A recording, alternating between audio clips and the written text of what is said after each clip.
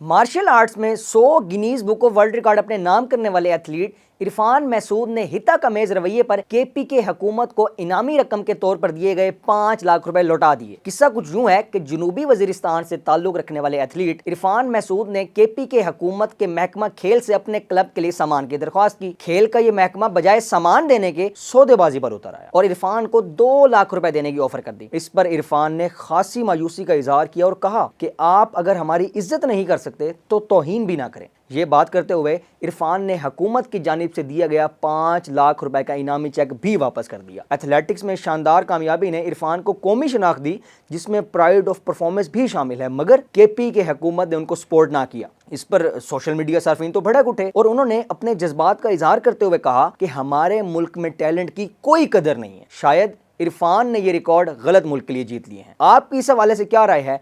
Comment section में हमें लाजमी आगाह करें।